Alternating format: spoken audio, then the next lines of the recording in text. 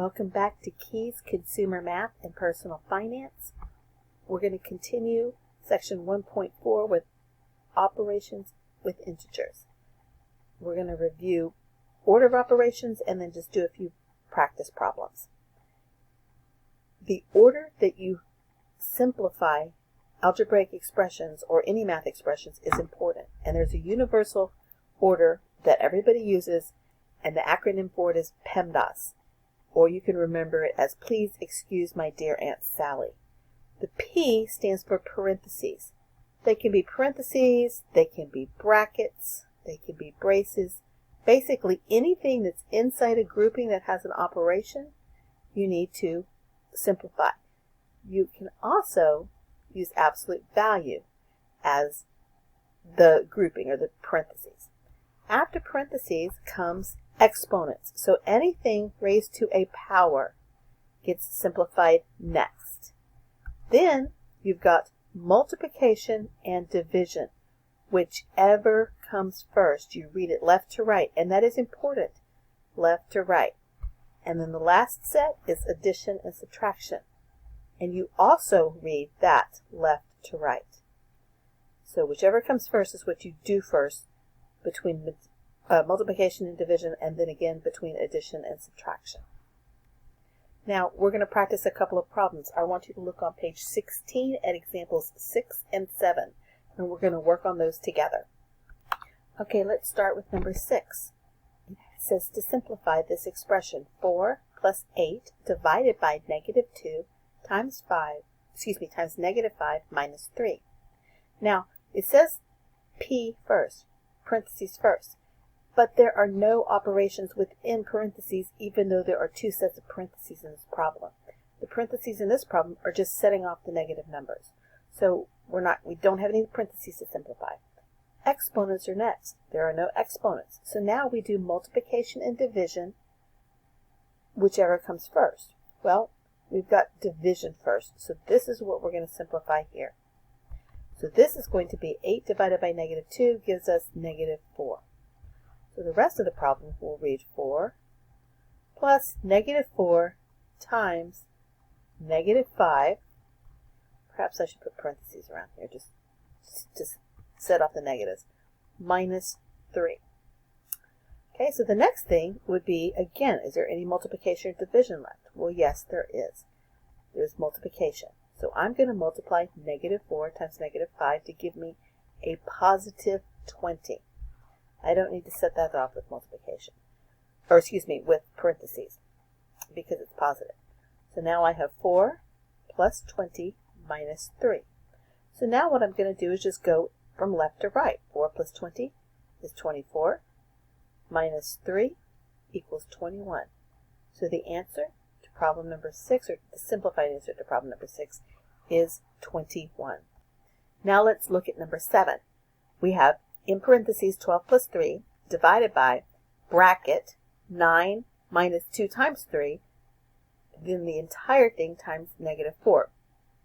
There's nothing between the 2 and the parentheses negative 3. If there's nothing there, it's considered multiplication. Same thing between the bracket and parentheses, it's multiplication. And if you've got more than one set of groupings, you always work from the inside out. So when we look at this, we've got this set of groupings here, 12 plus 3, there's no inside to work with. We can just simplify that to be 15. And then we've got divided by, we can also simplify this set of groupings. But because there's more than one thing in there, we go from inside out. So we've got 9 minus 2 times 3. Well, in here, we are going to simplify the 2 times 3 first. So that becomes 6. So now, inside this bracket, we have 9 minus 6, and then that entire thing times negative 4. So the next thing we're going to do is simplify, again, what's in parentheses, or brackets, or the group, and that would be 9 minus 6. So when we simplify that, that becomes 3.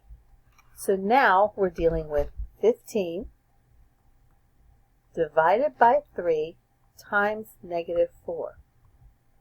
Now, we don't have any exponents to worry about, so we are now going to deal with multiplication and division left to right. Division comes first, so we're going to divide 15 by 3, and we get 5. And then we're going to multiply 5 times negative 4, which is going to give us negative 20.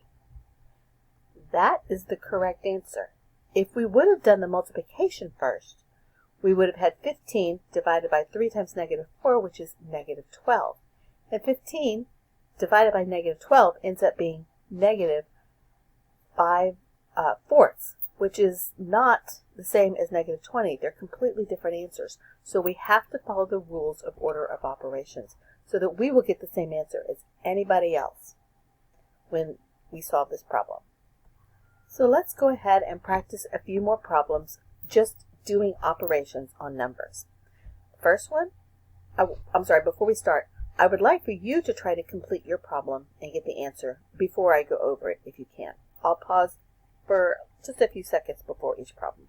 So you try number 1. Okay, so it's negative 8 plus 5. We're adding, the signs are different, so we subtract and take the sign of the larger absolute value. So we're going to say 8 minus 5, which is 3, and then we're going to take the sign of the larger absolute value, which was negative, so the answer in this case would be negative 3. But on number 2, it works a little bit differently, because it's not addition or subtraction, it's multiplication. You try that one. This is negative 4 times negative 9. You just simply multiply the two answers together, or two numbers together, 4 times 9 to get 36, and then you look and see how many negatives you have. Because there are two negatives, they cancel each other out, so the answer would be positive 36. Next problem. Okay, this problem is 14 minus a negative 4. Well, a negative next to a negative cancels each other out. This is essentially like distributing a negative 1 to the negative 4. So I could just make them both positive, and now I've got two numbers, 14 plus 4, that are both positive. They're easy to add, and you get 18. Okay, so on number 4, you're just dividing 91 by 13. The signs are different. One's negative, one's positive. There's only one negative, so you know the answer has to be negative. And 91 divided by 13 is negative 91 divided by 13 is negative 7. Now number 5 works a little bit differently. Take a few seconds and try to solve it. Okay, so you do what's inside the absolute value first. 2 minus 7. Signs are different, so you subtract, take the absolute value of the, or take the sign with the larger absolute value, so the answer would be negative 5 inside there. But because negative 5 is inside the absolute value sign, we are going to take it out, and it's going to become a positive 5, because negative 5 is 5 units from 0 on the number line. Now if we look at the next one, number 6, give yourself a couple minutes, or I should say a couple of seconds, rather. And let's look at this one. The signs are different on this. Therefore, we're going to subtract. It is a subtraction sign. So we take the larger absolute value, 34.9, and we subtract 12.6 from it, and we keep the sign of the larger absolute value. So when we do that, we end up with a negative 22.3. And then number 7, give yourself a few seconds for that. Now, in this problem, the signs are the same. It's addition, but they're both negative signs. So that means you're going to be going left both times, or left from 0 both times on the number line. So you add those two numbers together and keep that negative sign. So the answer is negative, and negative 3.6 plus negative 2.8 is negative 6.4. Again, they're going in the same direction, so you add them and keep that sign. Okay, we have just a few more problems. The next one is negative 4.3 times 26. The signs are opposite. There's only one negative sign, so you know that the answer has to be negative. And when you multiply those two together, you're going to get negative 111.8. Just regular multiplication, but you take the negative sign because you're only multiplying one negative times one positive. Now this next problem, you're going to get an approximate answer. You're going to have to round it. Alright, you're dividing a negative by a negative, so because there's two negatives, the answer is going to end up being positive. And negative 38 divided by negative 2.6 is approximately 14.6. It is positive because you've got two negative signs and they cancel each other out. And then the last one, we've got absolute value signs. Clear those first, do what's in the group first, and then finish it up. Okay, so the first one, you're going to clear the negative 35 out of absolute value, and it's going to become positive 35. Minus, you're going to clear the negative 41 out of there, and it's going to become positive 41. This negative here does not cancel out that negative there. The second negative is only canceled out by the absolute value. I'm sorry for shuffling that down. I didn't mean to do that. Let me pull this back up. So the negative 41 becomes positive 41 when it comes out of the absolute value sign. And then you're going to divide by whatever's inside there. Well, 7 minus 10 is negative 3. Signs are different, so you subtract to keep that sign. But because it's absolute value, you can clear it by coming out of the absolute value sign as a positive. So we have 35 minus 41 divided by 3. Now, order of operations says you do division before subtraction or addition. However, there's an entire set up here. 35 minus 41, the entire thing is divided by 3. It's not 35 divided by 3 minus 41. So there's kind of like an invisible set of parentheses up here you need to clear.